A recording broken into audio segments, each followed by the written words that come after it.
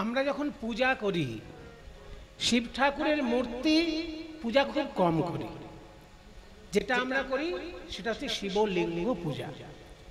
কিন্তু এই লিঙ্গ পূজাটা আমরা কেন করি এইটা আমাদের একটু সংক্ষেপে জেনে নেওয়া দরকার। কারণ যারা শাস্ত্র খুব বেশি পড়াশোনা করেন না আর যারা বিধর্মী, এই দুই প্রকৃতির লোক এই শিবলিঙ্গ পূজাটাকে নিয়ে অনেক সময় রসিকতা, নিন্দা, বিদ্রুপ এইসবগুলো করে। আসলে তাদের জ্ঞানের অভাব, সেইটা একটু আর বলার অপেক্ষা রাখে না। যে কোনো ধর্মে যখন কিছু উপাসনার জায়গায় রাখা হচ্ছে জানতে হবে তার কোনো আধ্যাত্মিক অর্থ আছে। তা নাহলে শুধু ছেলে খেলার জন্য কেউ অন্তত উপাসনার বিষয়ে করে তোলে না কোনো জিনিস। তবে আমাদের কাছে সবসময় সব বিষয়টা পরিষ্কার থাকে না। লিঙ্গ শব্দের অর্থটা, অনেক জিনিস আমাদের কাছে শব্দটাই পরিষ্কার নয়, সেই জন্য আমরা বুঝি না। আমরা লিঙ্গ শব্দের যেটা মানে বুঝি সেটা কিন্তু আসল মানে নয়। একটা সাধারণ মানুষকে যদি জিজ্ঞাসা করা হয় যে লিঙ্গ মানে কি, সঙ্গে সঙ্গে সে উত্তর দেবে যে পুরুষের জননেন্দ্রিয়। এইটা তো সহজ উত্তর, যে পুরুষ মানুষের জননেন্দ্রিয় হচ্ছে লিঙ্গ। এটা যে কোনো লোক উত্তর দেবে, বা উত্তর দেবার সময় একটু মুচকি হাসি হাসবে, ভালো কথা। কিন্তু সে আসল মানেটাই জানল না। লিঙ্গ শব্দের অর্থ হচ্ছে চিহ্ন, এইটা জেনে রাখা। পুংলিঙ্গ আর স্ত্রীলিঙ্গ। তাহলে স্ত্রীর ক্ষেত্রে আমরা লিঙ্গ শব্দটা কেন বলি? ক্লীবলিঙ্গ, সেক্ষেত্রে লিঙ্গ শব্দটা কেন বলছি? লিঙ্গ মানে যদি শুধু পুরুষের জননেন্দ্রিয় হয়, পুংলিঙ্গ, স্ত্রীলিঙ্গ, ক্লীবলিঙ্গ, তার মানে লিঙ্গ কি? চিহ্ন। যে চিহ্নটা দ্বারা অন্য বিষয় থেকে তাকে আমি আলাদা করছি, সেই চিহ্নটার নাম হচ্ছে লিঙ্গ। আমি যখনই অন্য বিষয় থেকে ঈশ্বরকে আলাদা করছি অমনি সেটা ঈশ্বর লিঙ্গ হলো। বিশ্বের ঈশ্বর পদার্থ আর জড় পদার্থ। ঈশ্বর পদার্থ মানে সচ্চিদানন্দ বিগ্রহ, আর ঈশ্বর ছাড়া অন্য যা কিছু আছে সেগুলো জড় পদার্থ। ঈশ্বর হচ্ছে চৈতন্য পদার্থ, আর ঈশ্বর ছাড়া যা কিছু আছে সেগুলো জড় পদার্থ। যখন জড় পদার্থের মধ্যে ঈশ্বর পদার্থের সংস্পর্শ ঘটে তখন জড় পদার্থও চৈতন্যময় হয়ে যায়। যেমন আমার দেহটা হচ্ছে জড় পদার্থ, কিন্তু দেহের মধ্যে একটুখানি আত্মা আছে। ঈশ্বর পদার্থ হচ্ছে আত্মা, সেটা যখনই দেহের সঙ্গে যুক্ত হয়ে গেল অমনি আমি একটা জ্যান্ত মানুষ। আর যেই আমার দেহ থেকে ঈশ্বর পদার্থটা বাদ চলে যাবে অমনি আমি একটা পচা গলা মরদেহ হয়ে যাব। মুসলমান খ্রিস্টান হলে তার স্থান হবে কবরে, আর হিন্দু হলে তার স্থান হবে চিতায়। তাহলে যতক্ষণ আমাদের শরীরটার মধ্যে ঈশ্বর পদার্থ খেলা করছে ততক্ষণ পর্যন্ত আমার শরীরটা চৈতন্যময় রয়েছে, অর্থাৎ ঈশ্বরের চিহ্ন মানে লিঙ্গ যতক্ষণ আমার ভিতরে আছে ততক্ষণ আমি সজীব, না থাকলে আমি নির্জীব। ওই জন্য আমরা কিন্তু শিবলিঙ্গ পূজা করি, অর্থাৎ জড় পদার্থ থেকে ঈশ্বর পদার্থ আলাদা বোঝানোর জন্য ঈশ্বর লিঙ্গ বা শিবলিঙ্গ পূজা করা হচ্ছে। এই জন্য লিঙ্গ মানে চিহ্ন, এইটাকে আগে আমাদের বোঝা দরকার। কিন্তু আর এক ধাপ এগিয়ে বলা হচ্ছে যে শিব ঠাকুরেরই লিঙ্গ কেন পুজো করা হচ্ছে? তাহলে বিষ্ণুর ক্ষেত্রে কেন বিষ্ণু লিঙ্গ পুজো করা হচ্ছে না, বা অন্যান্য দেবতার ক্ষেত্রে সেটা করা হচ্ছে না? শিব ঠাকুর অনাবৃত অবস্থায় সৃষ্টি তত্ত্ব প্রকাশ করেছেন, সেই জন্য তার লিঙ্গ উপাসনা করা হচ্ছে। সৃষ্টি যেখানে হয় সেখানে কোনো আবরণ চলে না। কিছু মায়েরা মনে করবেন না, একটু তত্ত্ব কথা আলোচনা করছি তো, মায়েরা যেন কিছু মনে করবেন না। যারা আছেন আমাকে সন্তান জ্ঞানে সবাই এখন দেখবেন, আমিও যে কজন এখানে নারী আছে সবাইকে মাতৃজ্ঞানই দিচ্ছি। যখন কোথাও সৃষ্টি তত্ত্ব খেলা করে সেখানে আবরণ চলে না। মনে করুন একটি মেয়ে গর্ভবতী হয়েছে, সেই মেয়েটির বাচ্চা হবে। এবার বাচ্চা হবার সময় যখন ডাক্তারের কাছে গেল, হয় ন্যাচারাল হবে তা নাহলে সিজারিয়ান হবে। প্রসব তো দুটোই পথ, হয় ন্যাচারালি হবে তা নাহলে সিজারিয়ান হবে। ন্যাচারালি হোক আর সিজারিয়ানই হোক, সেখানে কোনো আবরণ চলে কি? সৃষ্টিতত্ত্বের ক্ষেত্রে কখনোই আবরণ চলে না। আপনার জন্ম ন্যাচারালি হোক আর আপনার জন্ম সিজারিয়ান হোক, যেভাবেই হোক, যখন জন্মটি আপনার হয়েছে তখন কিন্তু সরাসরি অনাবৃত অবস্থায় আপনি প্রকাশিত হয়েছে। ঠিক তেমনি ভগবানের চিহ্ন, ভগবান শিব ঠাকুর যেহেতু অনাবৃত সত্য প্রকাশ করতে সবসময় ভালোবাসেন, এবং সৃষ্টি তত্ত্বটা মানুষের কাছে যদি উন্মুক্ত না থাকে, মানুষও সৃষ্টি তত্ত্ব উপলব্ধি করতে পারবে না। ওই জন্য শিব ঠাকুরের অন্য অঙ্গ বাদ দিয়ে তার সৃষ্টির জায়গাটিকেই উপাসনার অঙ্গীভূত করা হয়েছে। যখন ব্রহ্মা আর বিষ্ণুর মধ্যে কে বড় কে ছোট, এটা নিয়ে একটা দ্বন্দ্ব তৈরি হয়েছে, যে ব্রহ্মা বড় না বিষ্ণু বড়। এইটা চিন্তা করে তারা শিবের কাছে যায়। শিবের কাছে গিয়ে বলে যে তুমি ঠিক করে দাও আমাদের মধ্যে কে বড়। তখন শিব ঠাকুর বললেন যে তোমরা দুজনই গভীরভাবে ধ্যানে ডোবো, তারপরে তাকাও। যখন গভীরভাবে ধ্যানে ডুবার পর তাকালেন, দেখলেন বিরাট এক জ্যোতি স্বরূপ লম্বা হয়ে উপরে উঠে গেছে আর গভীর নিচে চলে গেছে। তার কোনো আদিও দেখা যাচ্ছে না, অন্তও দেখা যাচ্ছে না। তার মানে কোথায় শুরু আর কোথায় শেষ এটা দেখা যাচ্ছে না। একটা জ্যোতি, বিরাট বড় স্তম্ভের মতো একটা জ্যোতি, উপরের দিকেও শেষ নেই, নিচের দিকেও শেষ নেই। এই বিরাট বড় জ্যোতি স্বরূপ দেখে বললেন যে তোমরা দুজন দুদিকে যাও, যদি কখনো এটার শেষ দেখতে পাও তবে জানবে তার থেকে তুমি শ্রেষ্ঠ। একদিকে বিষ্ণু গেলেন, একদিকে ব্রহ্মা গেলেন, ওই জ্যোতির অন্ত কোথাও করতে পারলেন না। সেই জন্য শিব ঠাকুর ওই দীর্ঘ এক লম্বা জ্যোতির্লিঙ্গ রূপে প্রকাশিত হয়েছিলেন বলে সর্বত্র তার লিঙ্গ পূজা করা হয়। এটা আসলে জ্যোতির্লিঙ্গ। অত বড় জ্যোতির্লিঙ্গ আমরা পুজো করতে পারি না, তাই তার সংক্ষিপ্ত রূপ পাষাণময় বা মৃত্তিকাময় আমরা শিব পূজা করে থাকি। কোথাও শিব মাটি দিয়েও শিবলিঙ্গ পুজো করা হয়। যেখানে যেখানে বাড়ি গৃহ প্রতিষ্ঠা হয়, গৃহপ্রবেশ হয় বা কোনো শান্তিকর্ম হয়, সেখানে দেখবেন মাটির শিবলিঙ্গ তৈরি করে পুজো করা হয়। তাহলে আমরা যেটা তৈরি করছি সেটা তো জ্যোতির্লিঙ্গ নয়, কিন্তু জ্যোতির্লিঙ্গের বিকল্প তৈরি করে আমরা পূজা করছি। পূজাটা করছি জ্যোতির্লিঙ্গকেই, সামনে রেখেছি আমাদের কাছে একটা প্রতীক। সেই প্রতীকটা আমাদের পাথরেরও হতে পারে, সেই প্রতীকটা স্ফটিকেরও হতে পারে, সেই প্রতীকটা সোনা, রূপো, পিতল এবং মাটি, যে কোনো কিছু দিয়ে হতে পারে। তাই আসলে আমরা পুজো করছি জ্যোতির্লিঙ্গকে, যে জ্যোতির শুরুও নেই শেষও নেই। সেই মহা জ্যোতির্লিঙ্গ হচ্ছে শিব ঠাকুর। আর সেই জ্যোতির্লিঙ্গ ভারতবর্ষে 12টি জায়গায় পূজিত হয়। ভগবান যখন সৃষ্টির অনাবরণ প্রকাশ করেছেন, সেই স্বরূপটাকে পূজা করা হয় শিবলিঙ্গ পূজার মধ্য দিয়ে। এই তত্ত্বটা যদি আমাদের মাথায় না থাকে তাহলে কিন্তু আমরা ঠিক ঠিক উত্তর দিতে পারবো না। আশা করি এইবার আপনাদেরকে কেউ প্রশ্ন করলে আপনারা বলতে পারবেন যে ভাই, আমরা কোনো পুরুষ মানুষের জননেন্দ্রিয় পুজো করি না, আমরা সৃষ্টি তত্ত্বটাকে পুজো করছি। কারণ ঈশ্বরের দ্বারাই এই সৃষ্টি তত্ত্ব পৃথিবীতে এসেছে। ঈশ্বর নিজে অনাবৃত সৃষ্টি তত্ত্ব প্রকাশ করেছিলেন। যখন জগতের সৃষ্টি হয়েছিল তখন কোনো কাপড় ছিল না, তখন কোনো প্যান্ট ছিল না, তখন কোনো লুঙ্গি ছিল না, ধুতি ছিল না। সৃষ্টি তত্ত্ব সবসময় অনাবৃত। এখনো তার প্রমাণ, যখন কোথাও কারো জন্ম হয় অনাবৃত থাকে জায়গাটি। তাই ঈশ্বর সৃষ্টি তত্ত্ব রূপে প্রকাশিত হয়েছেন বলেই তার জ্যোতির্ময় লিঙ্গটাকে উপাসনা করা হয়।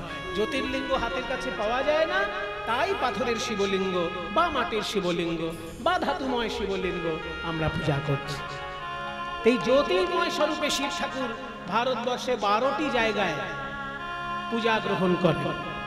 যদিও অনন্ত শিব মন্দির সারা ভারতবর্ষে রয়েছে, কিন্তু 12টি জায়গায় শিব ঠাকুরের বিশেষ বিশেষ উপলব্ধি হয়েছে। আমাদের অনেক ভাগ্য ভালো, যখন দেশ ভাগাভাগি হয়ে গেছিল, ভাগ্যে সেই 12টি শিবলিঙ্গের একটাও ভারতবর্ষের বাইরে পড়ে না, তাই না বাবা? 51 পীঠের অনেকগুলো পেট কিন্তু ভারতের বাইরে পড়ে গেছে। 51 পীঠ, মায়ের যে সতীপীঠ 51টি পীঠ, তার মধ্যে অনেকগুলো পীঠ বাংলাদেশে পড়ে গেছে। এবার বাংলাদেশে কজনের যাওয়ার সুযোগ হতে, আর যা ঝামেলা বাংলাদেশের মাঝে মাঝে হয় কে জানে। কাজে বাংলাদেশে গিয়ে আপনি যে প্রত্যেকটি সতীপীঠে প্রণাম করতে পারবেন, সবসময় সেই সুযোগ নাও থাকতে পারে। আর পাকিস্তানকে আমি ছেড়েই দিলাম, সেখানে প্রাণের ভয় নিয়ে সাধারণত কেউই যেতে পারে না। যারা যায় অত্যন্ত প্রাণের ভয় নিয়ে যায়, কপাল ভালো থাকলে প্রাণ নিয়ে ফিরে আসে, তাই না? তাহলে 51 পীঠের মধ্যে বেশ কয়েকটি পীঠস্থান পাকিস্তানে পড়ে গেছে, বেশ কয়েকটি পীঠস্থান বাংলাদেশে পড়ে গেছে। কিন্তু আমাদের কপাল ভালো যে 12টি জ্যোতির্লিঙ্গের মধ্যে একটাও জ্যোতির্লিঙ্গ ভারত দেশের বাইরে পড়ে না। এটা যে আমাদের কত বড় ভাগ্য ভালো, সেটা আপনারা উপলব্ধি করলে বুঝতে পারবেন। 12টি জ্যোতির্লিঙ্গ কোথায় কোথায় পাবেন? বেশি পয়সা খরচা যদি করতে না চান, তাহলে বাংলার পাশেই রয়েছে ঝাড়খণ্ডে, আগে ঝাড়খণ্ডে গিয়ে প্রণাম করে আসুন। হ্যাঁ, ঝাড়খণ্ডে রয়েছে বৈদ্যনাথ, ওইটা হচ্ছে দ্বাদশ জ্যোতির্লিঙ্গের একটি, কিন্তু প্রথমটি ওইটি নয়। প্রথম জ্যোতির্লিঙ্গ হচ্ছে গুজরাট। গুজরাটের সোমনাথ মন্দির হচ্ছে দ্বাদশ জ্যোতির্লিঙ্গের প্রথম জ্যোতির্লিঙ্গ। শিব ঠাকুর সারা ভারত ভূমিতে 12টি জায়গায় যে আত্মপ্রকাশ করেছেন ওই জ্যোতির্ময় লিঙ্গ রূপে, সেইটার প্রথম স্থান হচ্ছে গুজরাটের সোমনাথ। কিন্তু আমাদের হাতের কাছে রয়েছে যেটা, সেটা হচ্ছে ঝাড়খণ্ড। আপনি যাবেন এখান থেকে, নিজের গাড়ি হোক যেভাবে হোক, 4-5 ঘন্টার মধ্যেই পৌঁছে যাবেন বৈদ্যনাথ, তাই না? দেওঘর, দেবগৃহ, দেবতার গৃহ বলেই দেবগৃহ বা বৈদ্যনাথ ধাম। এই হ্যাঁ, দেবঘর, আর সংস্কৃতে বলা হতো দেওঘর, দেবগৃহ। দেবগৃহ, সেখান থেকে বাংলা হিন্দিতে দেবঘর, তারপরে এখন বটা ওতে পরিণত, হিন্দি উচ্চারণে দেওঘর হয়ে গেছে। যাবেন, এটা দ্বাদশ জ্যোতির্লিঙ্গের এক জ্যোতির্লিঙ্গ।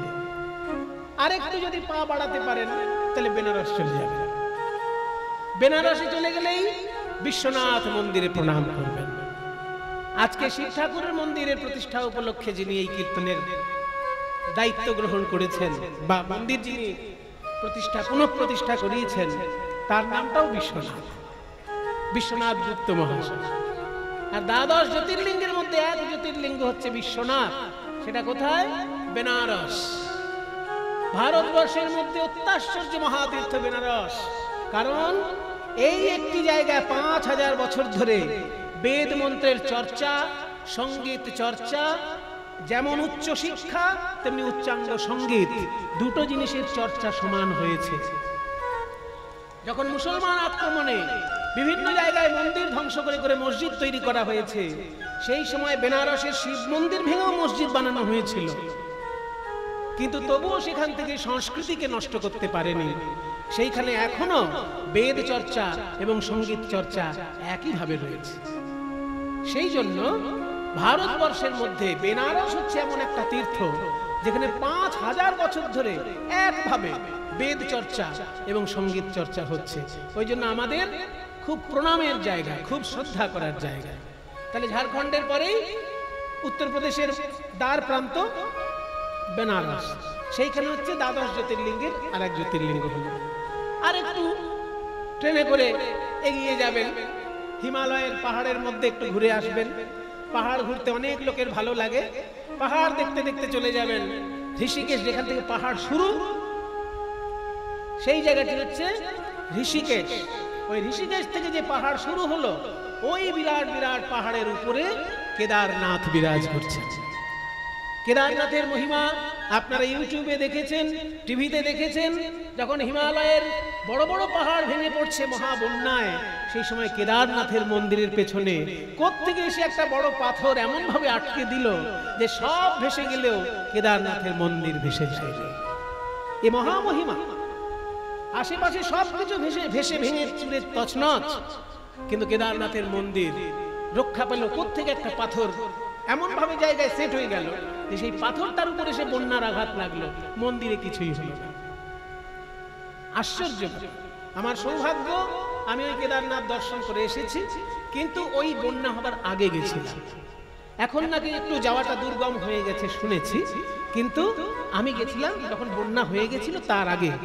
আমার জীবনে একটা সংকল্প ছিল যে 2012 সালের মধ্যে আমার যেন দ্বাদশ জ্যোতির্লিঙ্গ দর্শন সম্পূর্ণ হয়ে যায়। কারণ বুড়ো বয়সে তীর্থ হয় না। বুড়ো বয়সে আপনি কোটিপতি হয়ে ঘরের মধ্যে এসি ঘরে বসে থাকবেন আর হাঁপাবেন, কিন্তু তীর্থ হবে না। তীর্থ করতে গেলে আপনাকে 30 বছর থেকে শুরু করে দিতে হবে। হ্যাঁ, প্রথম জীবনে পারবেন না, কারণ প্রথম জীবনে তো ইনকাম করেন না, বাপের হোটেলে বসে খাচ্ছেন। কি করে ঘুরবেন আপনি ভারত? ইনকাম করা শুরু করুন, ইনকামের 40% জমান আর 60% খরচা করে। যদি আপনি অল্প ইনকাম করেন, ইনকামের একটা সিস্টেম আছে, যদি আপনি অল্প ইনকাম করেন তাহলে 60% খরচা করুন আর 40% জমান। আর যদি বেশি ইনকাম করেন তাহলে 20% খরচা করুন, 80% জমান। জমাতে জমাতে এমন জায়গায় চলে যান যাতে মনের আনন্দে সারা ভারত ভূমিটা ভালো করে দর্শন করতে পারেন। পৃথিবী দেখবেন, এ কথা আমি বলতে চাই না, কারণ সেটা আরো খরচা সাপেক্ষ, আরো কঠিন ব্যাপার, না হলেও চলবে। কিন্তু ভারতের দ্বাদশ জ্যোতির্লিঙ্গ আর 51 পীঠের যে কটা পীঠ ভারতে আছে, 4 ধাম, এগুলো অন্তত জীবনে কমপ্লিট করে রাখা উচিত। তাই আমার টার্গেট ছিল যে 2012 সালের মধ্যে যেন 12 জ্যোতির্লিঙ্গ দর্শন সম্পূর্ণ করতে পারি। তো 8 সাল থেকে শুরু করেছিলাম, 2008 সাল থেকে 2012 সালের মধ্যে দ্বাদশ জ্যোতির্লিঙ্গ আমার দর্শন হয়েছে। তাই কেদারনাথ যখন দর্শন করতে গেছিলাম হিমালয়ে, দেখে এসেছি, মাকে সঙ্গে নিয়ে গেছিলাম, মাকেও সেইখানে দর্শন করিয়েছি। তাহলে 3টে হয়ে গেল। ঝাড়খণ্ডে একটা, উত্তরপ্রদেশের দ্বার প্রান্তে একটা, আর উত্তরপ্রদেশ পেরিয়ে গিয়ে হ্যাঁ হিমালয়ের পাহাড়ের মধ্যে কেদারনাথ হয়ে গেল। এইবার ওখান থেকে চলে আসবেন গুজরাট, বা বাড়ি থেকে গুজরাট যাবেন। এক বছরে এক একটা করবেন, তাহলে সুবিধা হবে। আপনি 12 বছর টার্গেট রাখুন যে 12টা বছরে আমি 12 জ্যোতির্লিঙ্গ সম্পূর্ণ করব। এটা করলেও দেখবেন 12 বছরের আগেই হয়ে যাবে। কারণ আপনি যখনই বেনারসে যাবেন, যাবার পথে তো আপনি দেওঘরে প্রণামটা সেরে যেতে পারেন, তাহলে একবারে দুটো হয়ে গেল। এই জন্য বলছি 12 বছর আগেই হয়ে যাবে, টার্গেটটা রাখুন। তা গুজরাটে গেলে আপনি 2টো জ্যোতির্লিঙ্গ দর্শন করতে পারবেন।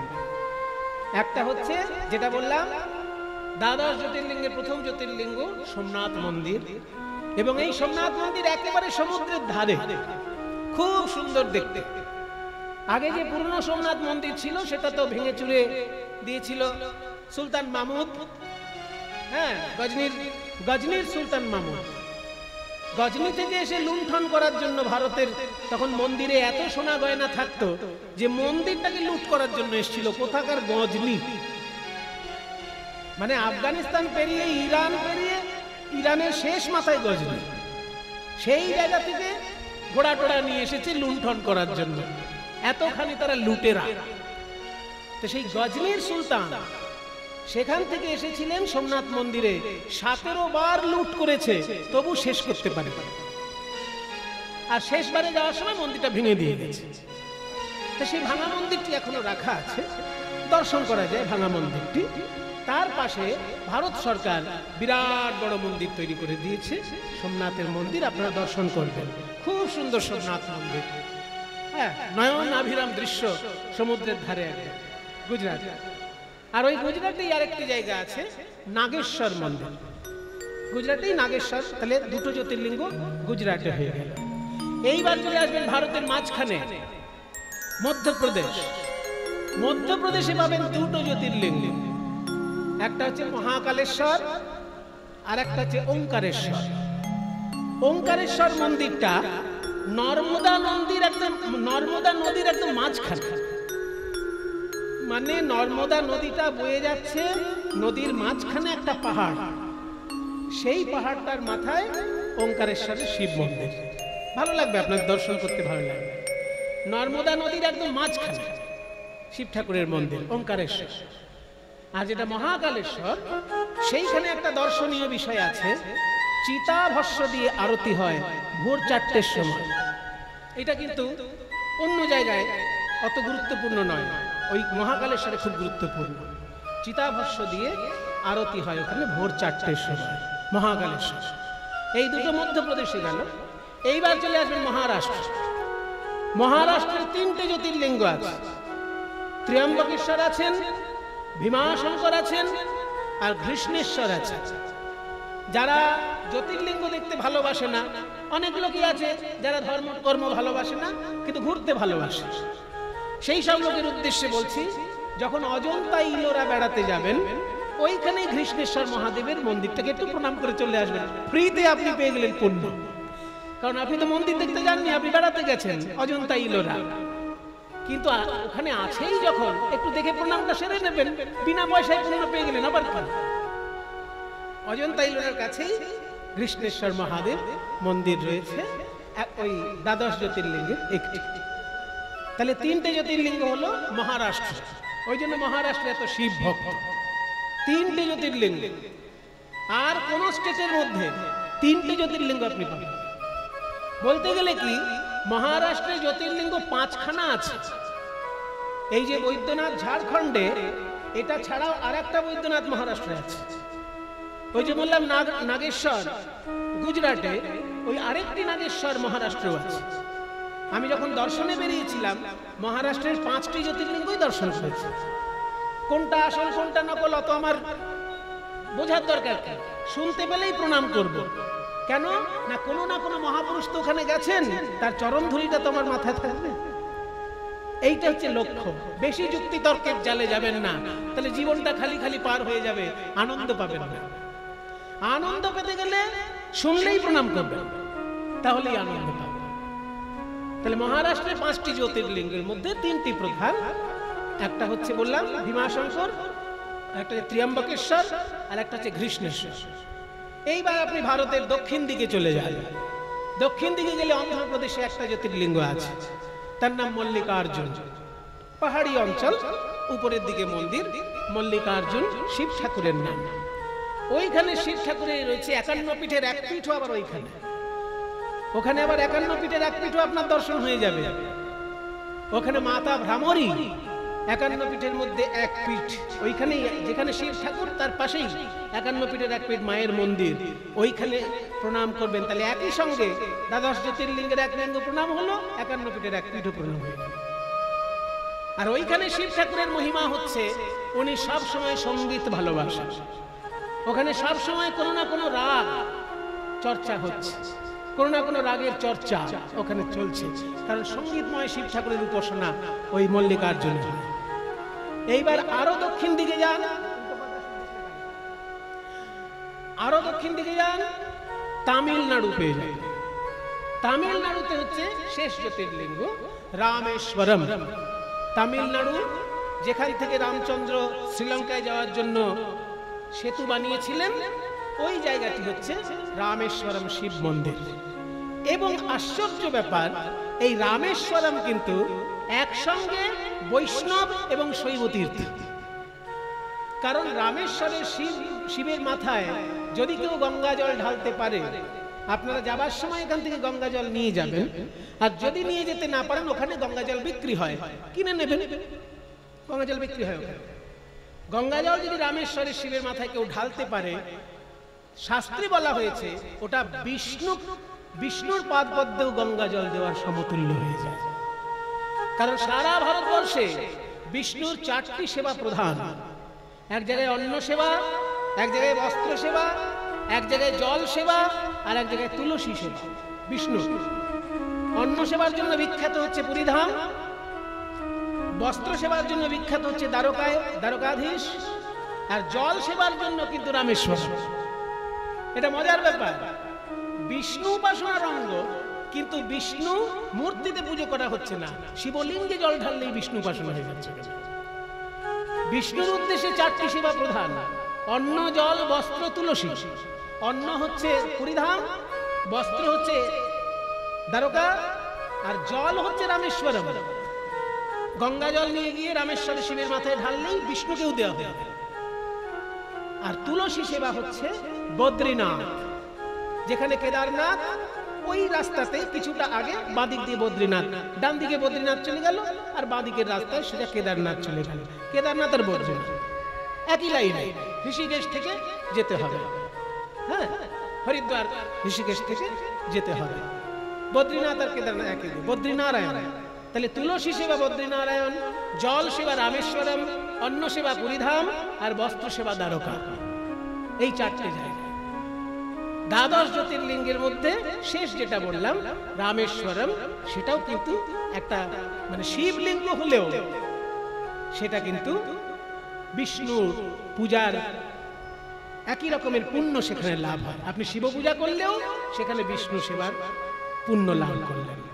তাহলে দেখুন দ্বাদশ জ্যোতির্লিঙ্গ হলো তো সম্পূর্ণ।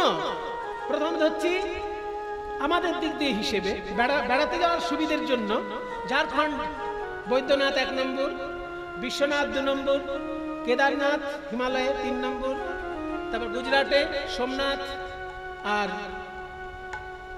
নাগেশ্বর, কটা হলো? 5টা হলো। আর মধ্যপ্রদেশে 2টো, মহাকালেশ্বর আর ওঙ্কারেশ্বর। মহারাষ্ট্রে 3টে, ত্র্যম্বকেশ্বর, ভীমাশঙ্কর আর কৃষ্ণেশ্বর। হ্যাঁ হ্যাঁ, 10টা হলো। আর একটা হচ্ছে অন্ধ্রপ্রদেশ মল্লিকার্জুন, আর একটা হচ্ছে তামিলনাড়ু রামেশ্বরম। এই হচ্ছে দ্বাদশ জ্যোতির্লিঙ্গ। জীবনে অন্তত চেষ্টা করবেন সম্পূর্ণ দর্শন করার। আর আমি 12 সালের মধ্যেই দর্শন করতে পেরেছি এইটুকু। মাকে সঙ্গে নিয়ে অনেক জায়গায় গেছি, মাকে সব জায়গায় দেখাতে পারিনি, কিন্তু অনেকটাই মাকে দর্শন করাতে পেরেছি। সবাই মিলে একবার বলুন শিব ঠাকুর কি নমঃ পার্বতী পদে হর হর মহাদেব। আমি বলবো নমঃ পার্বতী পদে, আর আপনারা বলবেন হর হর মহাদেব। 3 বার বলুন। ও নমঃ পার্বতী পদে হর হর মহাদেব। জোরে বলুন, শক্তি লাভ হবে। ওম নমঃ পার্বতী পদে হর হর মহাদেব। ওম নমঃ পার্বতী পদে হর হর মহাদেব।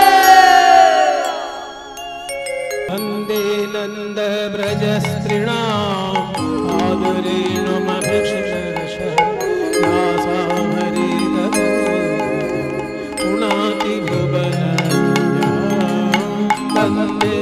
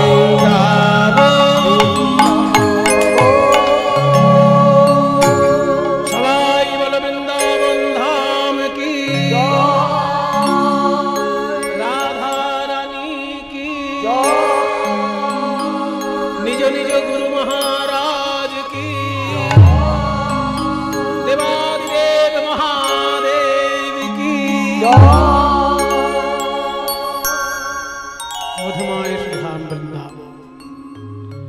কিন্তু আজকের বৃন্দাবন আনন্দময় নয়, আজকের বৃন্দাবন বিরহময়।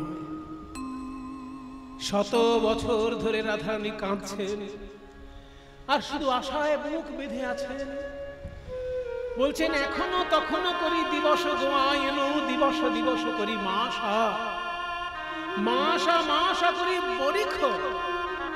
বছর চলে যাচ্ছে, মাসা মাসা করি বরিখ গোয়ায়ন, ছোড়নো জীবন কি আশা। কিন্তু তবু প্রাণনাথের আশা তো ছাড়া যায় না। নিশ্চয়ই কোনো না কোনো দিন আমার কৃষ্ণ আসবে, সেই আশায় বুক বেঁধে রাধারানী কাঁদছেন। কাছে কৃষ্ণ নেই, তাই কৃষ্ণের কাছে কিছু বলার ইচ্ছা হয়েছে রাধারানীর। নিজে হাতে শ্রীকৃষ্ণের চিত্র অঙ্কন করে সেই চিত্রের কাছে দুঃখ নিবেদন করছে। নরম মাটির উপরে ছোট্ট একটা পাথরের টুকরো দিয়ে কৃষ্ণের ছবি আঁকছে। পদাবলী বলছে, কৃষ্ণ কৃষ্ণ বলে কাঁদে বাহু তুলি বলে বধূ গেল কোথা, মৃত্তিকায় উপরে মূরতি আঁকিয়া তার শনে কহে কথা। বড় দুঠুকি তার আরে কিবা কৃষ্ণ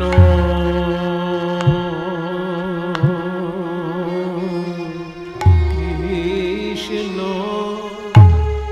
ও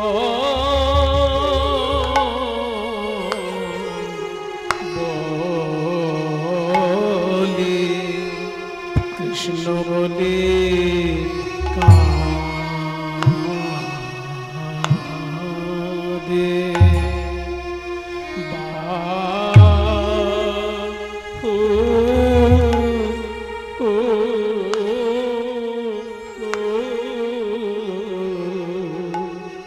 কাঁদে বাহু তুলে বলে আমার প্রাণ বধূ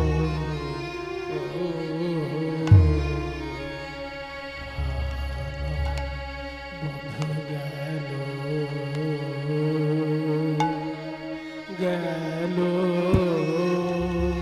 কোথা।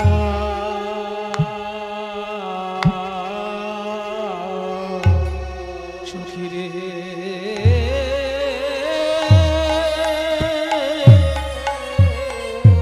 একবার তারে দেখা, আহারে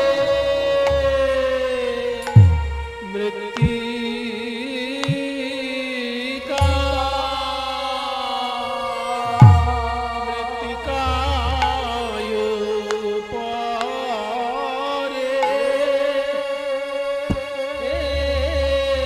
শ্যামের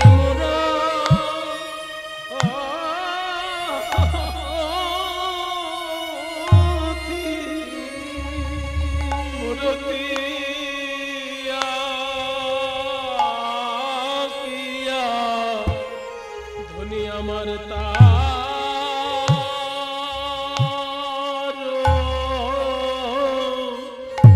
শনে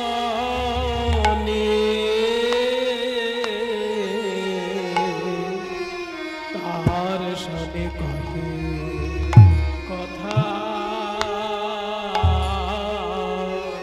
ধনীর আমার কত নাই অন্তরে ব্যথা, আজ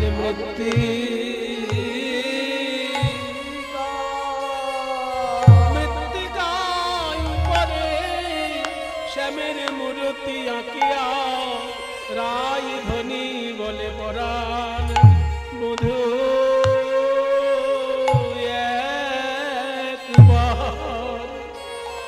একবার কথা কও হে, আমি অনেক দিন তো শুনি নাই হে।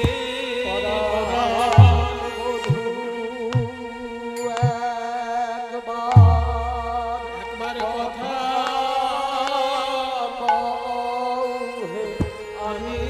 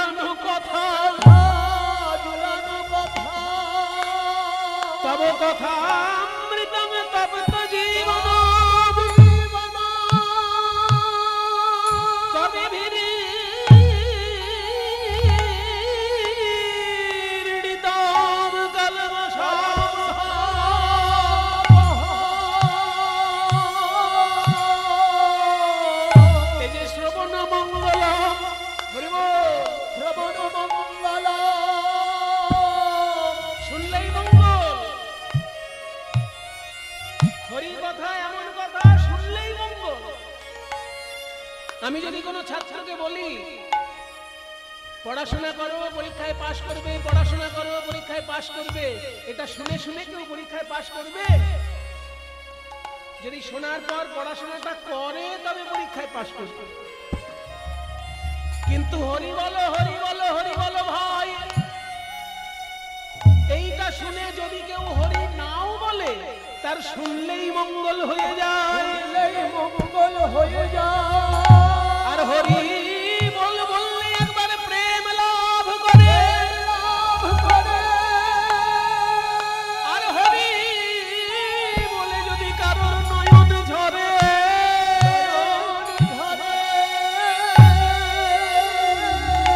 তাহলে অন্তকালে সে গোবিন্দের রাঙা চরণ পায়।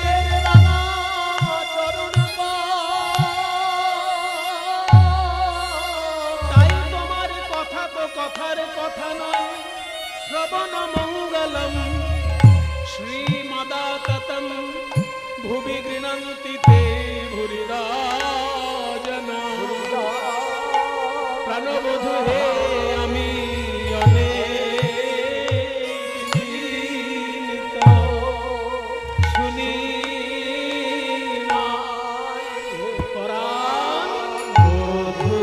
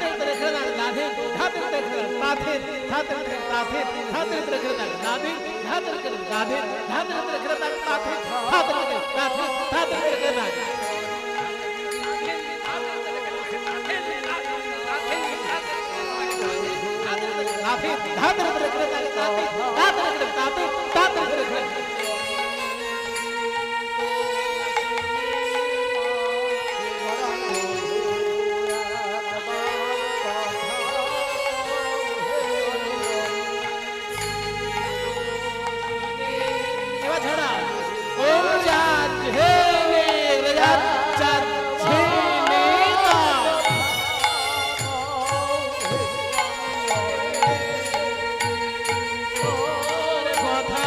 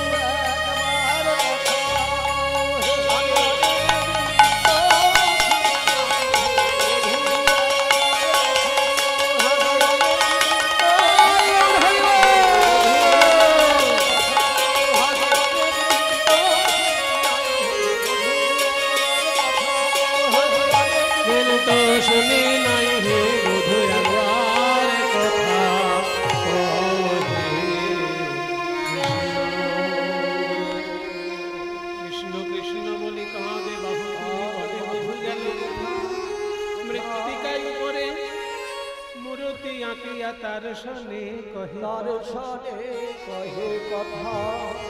ছবিটা তো আঁকছেন, কিন্তু কোন দিক দিয়ে শুরু করবেন? বদন কমল না চরণ কমল? বদনের দিকে আঁকতে শুরু করলেন, চেষ্টা করলেন, পারলেন না।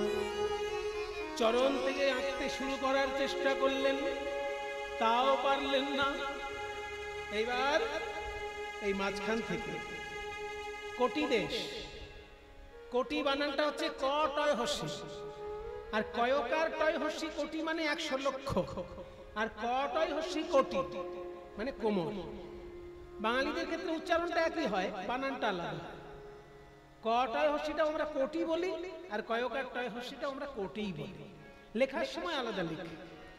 তাহলে ক টয় হস্যি কোটি মানে কোমর।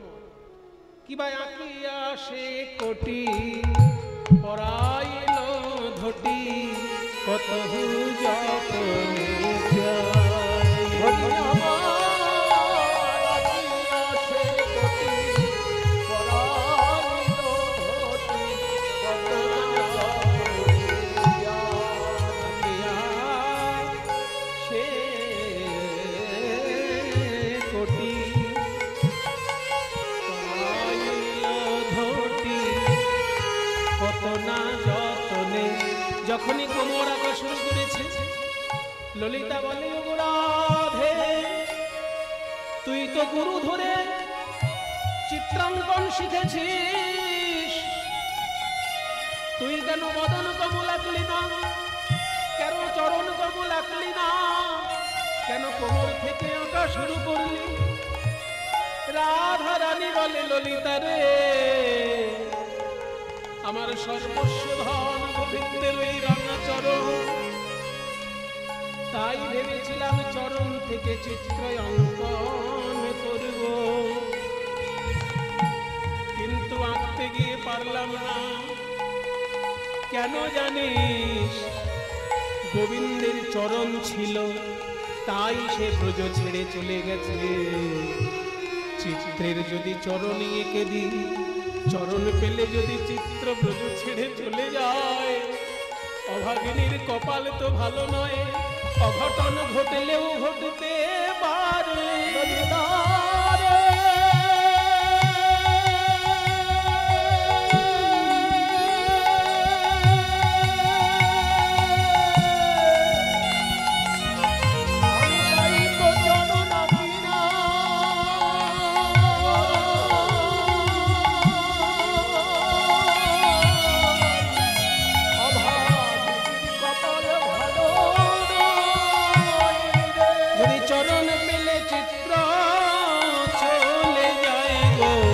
অভাগিনীর কপাল ভালো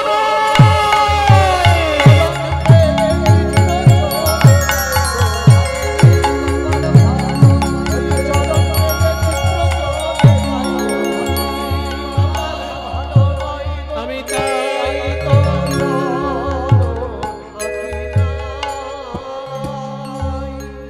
এবার নাভি সরোবর আঁকিল, তারপর কত যতনে প্যারে সুন্দর করে নাভি অঙ্কন করেছে। কোমরের পর যেই নাভি অঙ্কন করেছে, ললিতা বিশাখা বুঝলো ছবিটা তাহলে উপরের দিকেই যাচ্ছে। এইবার বাহু দুটি আঁকি, ছল ছল আঁকি, মুরলি দিল সে করে।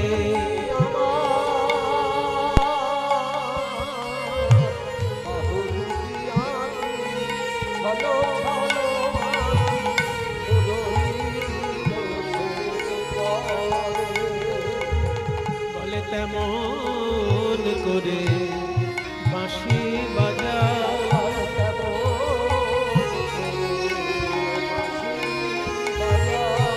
তুমি আর দেখা দাও বানা দাও, তেমন করে বাঁশি বাজাও।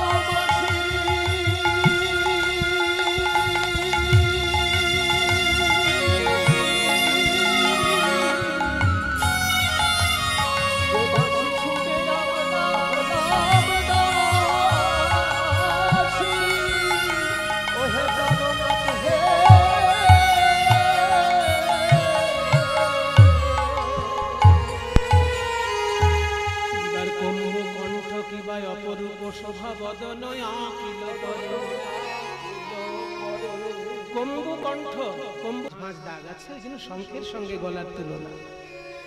কম্বু কণ্ঠ কিবা অপরূপ শোভা বদন আঁকিল পরে।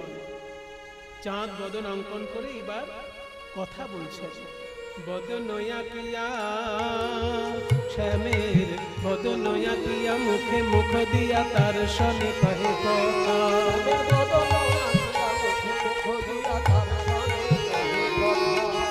দাসীর কথা কি মনে পড়ে না? তারকায় রাজা হয়েছ বলে দাসীর কথা কি মনে পড়ে না?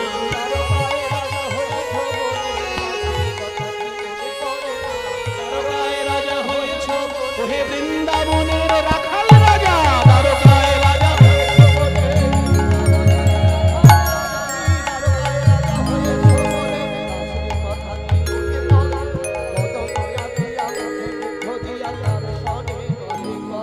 দাস যদুনাথ কয় ওহে রসময় আসিয়া দেখো হে থা।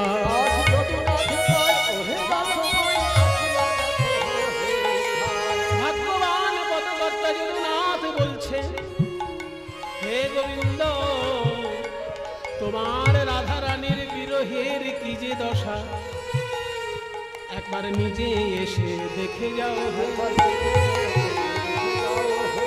বলতে তোমার রায়ধনির কি যে দশা, নিজে এসে দেখে যাও। রায়ধনির কি যে দশা বলতে হিয়া ফেটে যায়। কি যে দশা বলতে হিয়া ফেটে যায়।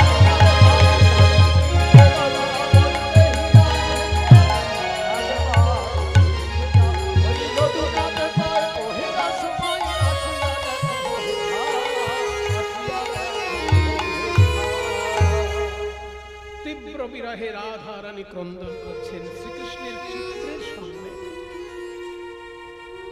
আর ওদিকে নারদ মুনি, দেবর্ষি নারদ, তিনি বৃন্দাবনে এসেছেন।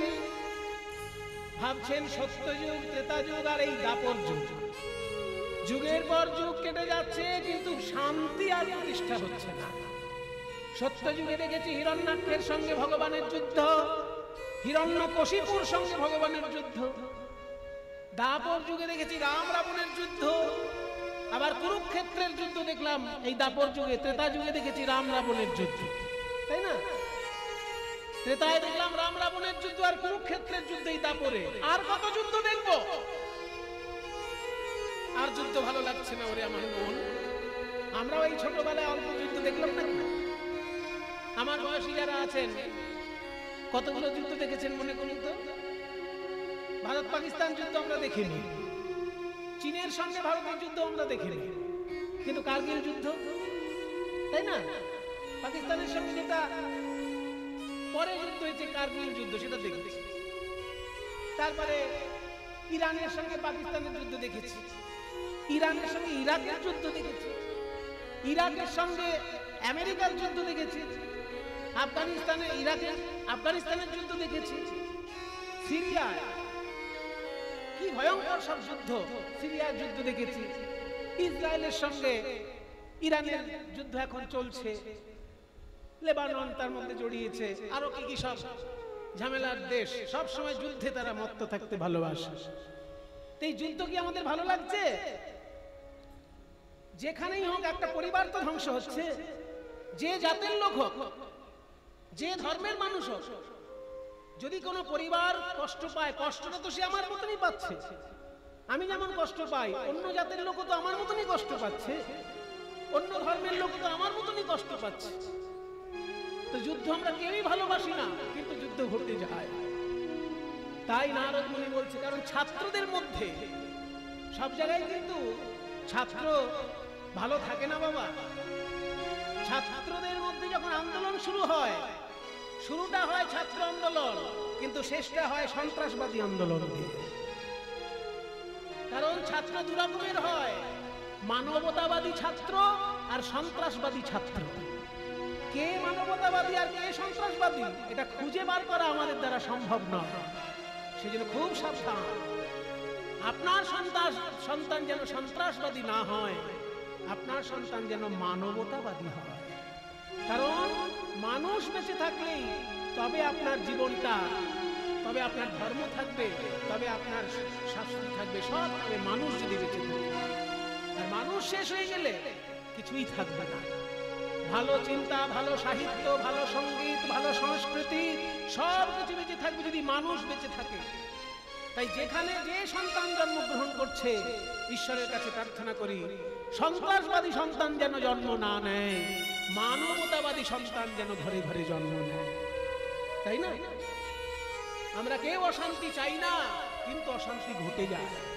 তাই নারদ মুনি বলছে, ওরে আমার মন, আমাকে একবার নিয়ে চলতো মধুময় বৃন্দাবনে, যেখানে গেলে শুধু প্রেম, আনন্দ আর শান্তির কথা পাবো।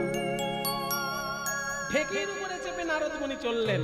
এক হলে নারদ মুনি চিনতে মনে মন, হে শুদ্ধ ভক্তি পাইব এখন। এত চিন্তি নারদ মুনি ঢেকি আরোহণে, নাচিতে নাচিতে যায় মধুর বৃন্দাবনে।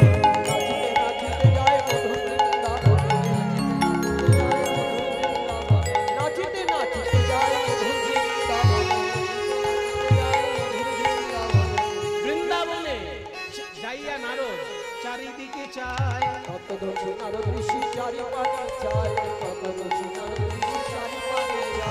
কোথা হইতে তাপ আসি লাগে মোর গায়ে, বলে কোথা হইতে তাপ আসি লাগে মোর গায়ে, আমার অঙ্গ কেন জ্বলে যায়, জ্বালা জুড়াইতে ব্রজে এলাম অঙ্গ কেন জ্বলে যায়, জ্বালা জুড়াইতে ব্রজে এলাম অঙ্গ কেন জ্বলে যায়, বলে কোথা হইতে তাপ আসি লাগে মোর গায়ে। আমার নাম নারদ মুনি, আমি শেষ না দেখে ছাড়ি না। আমার গায়ে তাপ লাগছে বৃন্দাবনের মাটিতে এসে, কিন্তু তাপটা কোন দিক থেকে আসছে সেটা আমাকে দেখতেই হবে। তাপের উৎস সন্ধান করতে করতে নারদ মুনি এসে দাঁড়ালেন রাধারানীর কুঞ্জের সামনে। দেখে কি রাধারানীর হৃদয়ে এত বিরহ তাপ, হা কৃষ্ণ, জোরে একটা নিঃশ্বাস যখন ছাড়ছেন নাকের সামনে দপ করে আগুন জ্বলে যাচ্ছে। এত বিরহ যে বিরহে আগুন জ্বলে যাচ্ছে, আর সেই তাপ আমার গায়ে লাগছে। না না না, এই বিরহ আমাকে দূর করতেই হবে।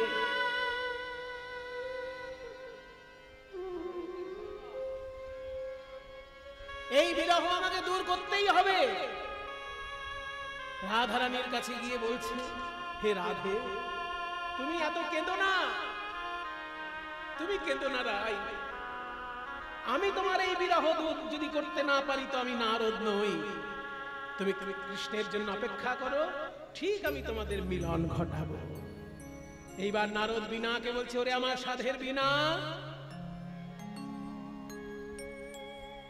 তুই তো কতবার নারায়ণ নারায়ণ বলে গান গেয়েছিস, এবার রাধা নাম গাইতে গাইতে একবার দ্বারকার পথে চল দেখি।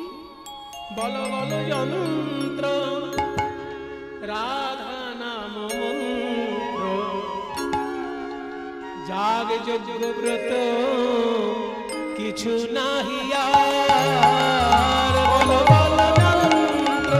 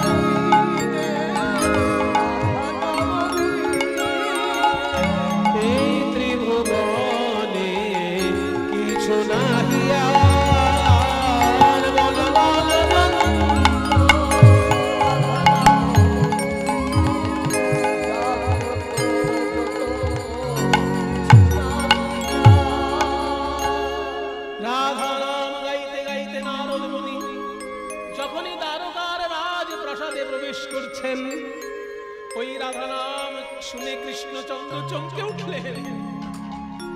দ্বারকার মুখে কেউ তো রাধা নাম গায় না, কে শোনাবো আমাকে রাধা নাম? ওই রাধা নাম,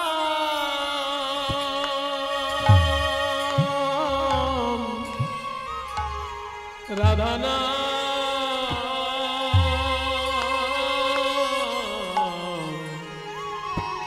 রাধা নাম কে শুনালে? ওই রাধা ওই নামে কত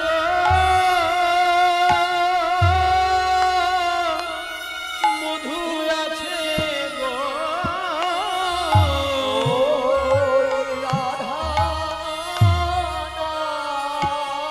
ওই নামে কত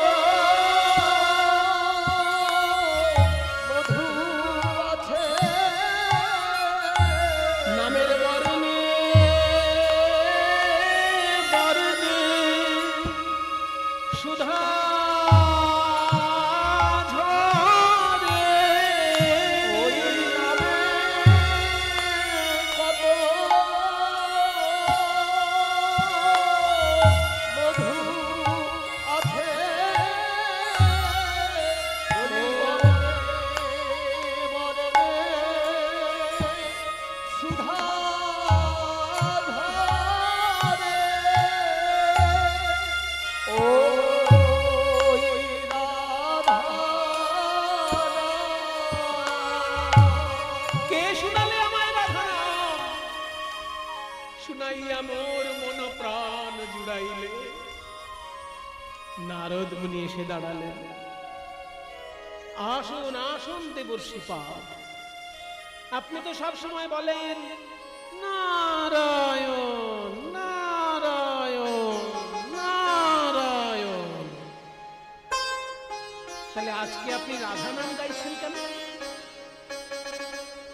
নারদ বলছে, শোনো কৃষ্ণচন্দ্র, আমি হলাম ভাবের ঘরের বাবাজি। আমার যখন যেমন ভাব তখন তেমন লাভ। আমি কখন নারায়ণ বলবো আর কখন রাধে রাধে বলবো, এটা জন্য কাউকে আমি কৈফিয়ত দেবো? কেন রাধা নাম গাইছি সেটা আমি তোমায় বলতে পারবো না, তবে কেন এসেছি এইটা তুমি জিজ্ঞেস করতে পারো। তাই বলুন দেবর্ষি পাদ, আপনি দ্বারকায় এলেন কেন? এসেছি কেন এটা তোমার বলতে পারো, তোমার জন্যই এসেছি। তুমি যদি ভেবে থাকো একাই তুমি অবতার পুরুষ, তাহলে ভুল ভাবছো। আমি তোমার আগে অনেক অবতার হতে দেখেছি।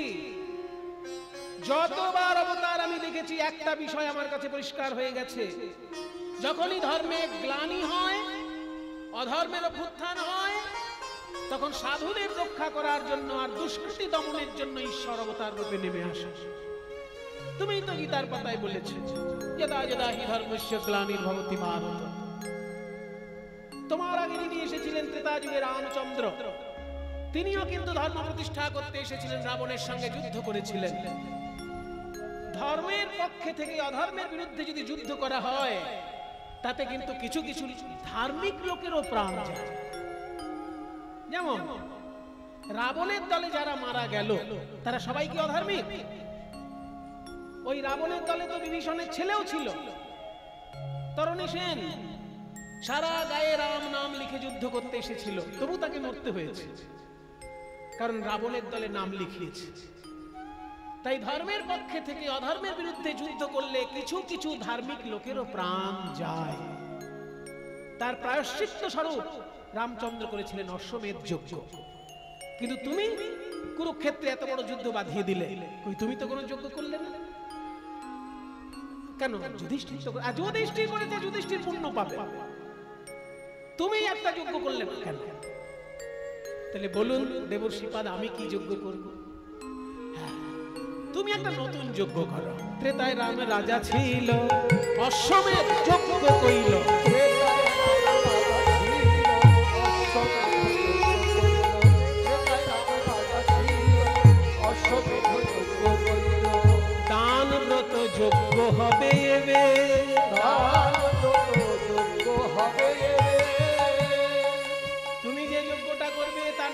দান ব্রতযজ্ঞ। বাবা একটু নতুন ধরনের শুনছি। এই যজ্ঞের নিয়ম কি? নিয়ম খুব সহজ, তিনটে মাত্র নিয়ম। শোনো ভালো করে। প্রথম নিয়ম, শুনো বলি হে রাজন, ত্রিভুবন নিমন্ত্রণ।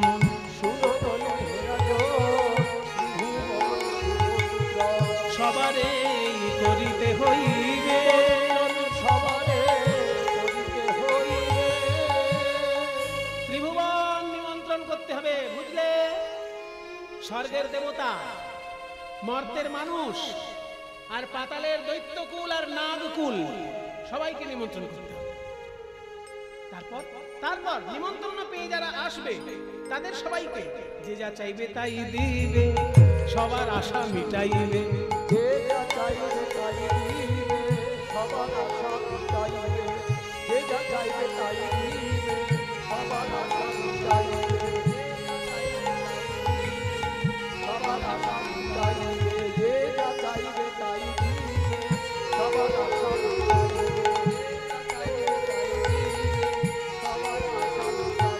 যে যা চাইবে তাই দিবে, সবার আশা মিটাইবে। দান সবাইকে করিবে হাসি মুখে, দান সবাইকে করিবে হাসি মুখে।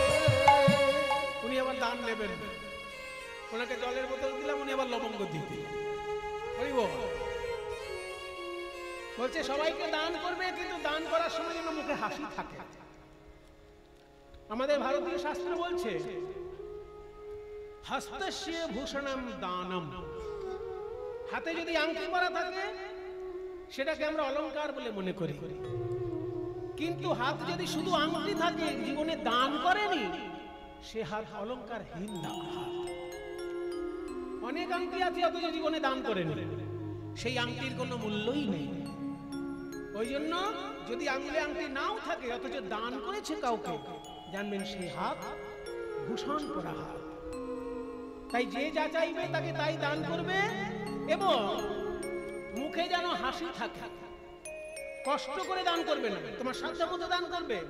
তোমার যদি সাধ্য থাকে 10 টাকা দেবে, 10 টাকাই দেবে, 100 টাকা দেওয়ার দরকার নেই, কিন্তু মুখে যেন হাসি থাকে। ভালো কথা শুনে খুব ভালো লাগছে। তারপর তারপর কি? সর্বশেষে দান দিয়া ভিক্ষার ঝুলি স্কন্ধ লইয়া, সর্বশেষে দান দিয়া ভিক্ষার ঝুলি লইয়া, সর্বশেষে দান দিয়া ভিক্ষার ঝুলি লইয়া, ভিক্ষা করি যাবে মন সুখে, ভিক্ষা করি যাবে মন সুখে। দাঁড়ান নারদ মুনি, আপনার এই কথাটা, শেষ কথাটা আমি বুঝলাম।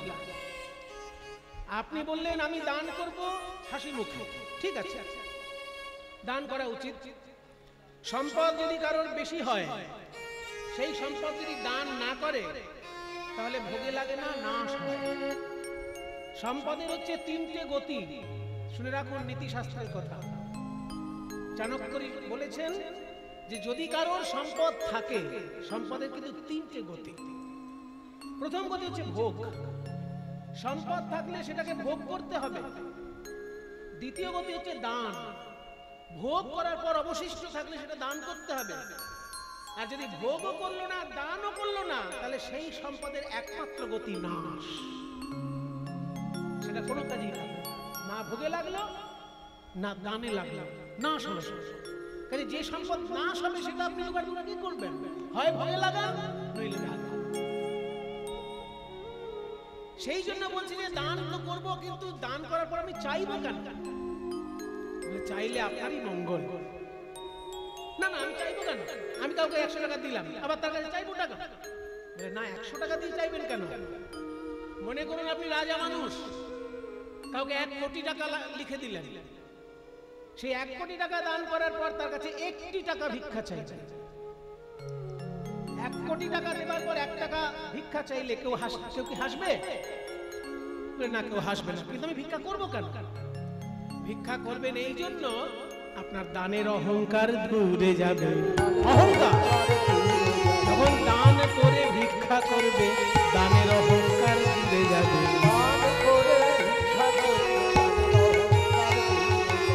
ভিক্ষা করলে আপনারই মঙ্গল।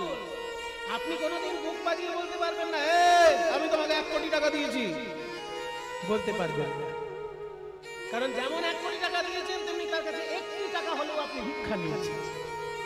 তাই অহংকার কোনোদিন হবে না। ওই জন্য দান করার পর সামান্য মাত্র তার কাছ থেকে ভিক্ষা নেই, ভিক্ষা সহ্য আচল পেতে নিতে হবে। বাহ, খুব সুন্দর নিয়ম বললেন আপনি। কিন্তু এত বড় যজ্ঞটা হবে কোথায়, যেখানে দেবতাও আসবে আবার দানবও আসবে, সেরকম জায়গা কোথায়? বলছে এই যজ্ঞ হতে পারে একমাত্র ওই দ্বাদশ জ্যোতির্লিঙ্গের প্রথম জ্যোতির্লিঙ্গ যেখানে সোমনাথ মন্দির, ওই মন্দিরের সামনে বিরাট বড় মাঠ, ওইখানে আপনি করতে পারেন। শুধু তাই নয়, ওইখানে 1/2 কিলোমিটারের মধ্যে 3টে নদী এসে মিশ্রিত হয়েছে, ত্রিবেণী সঙ্গম আছে। যদি এখনকার দিনে গেলে 3টে নদী পাওয়া যায় না, এখন একটা খাল দেখতে পাওয়া যায়, আগে ওখানে 3টে নদী ছিল। ওই সঙ্গম স্থলটাতেই যজ্ঞ হবে। বলছে ওই সঙ্গমে যজ্ঞ করলে লাভ কি? বলে তাহলে তো আপনাকে অনেক কাহিনী শুনতে হবে। ওই তীর্থটির নাম হলো প্রভাস তীর্থ। সোমনাথ মন্দিরের 1/2 কিলোমিটার সামনে প্রভাস তীর্থ।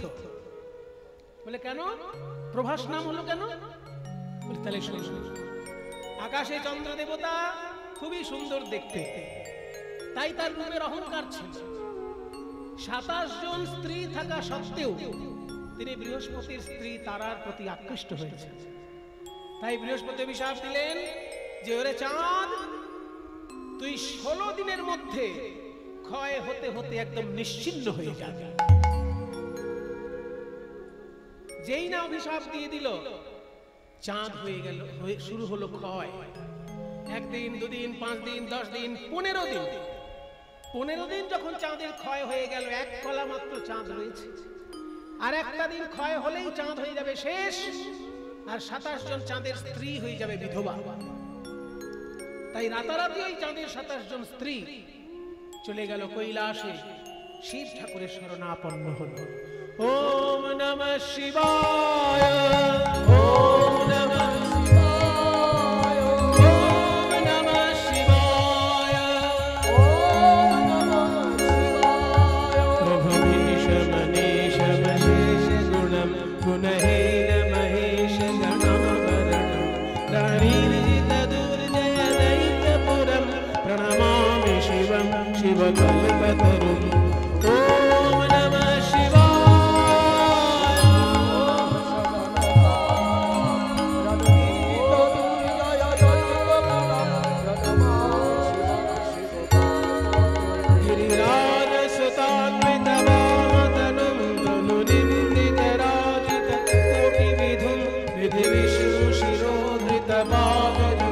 प्रणमामि शिवं शिवकल्पतरुं।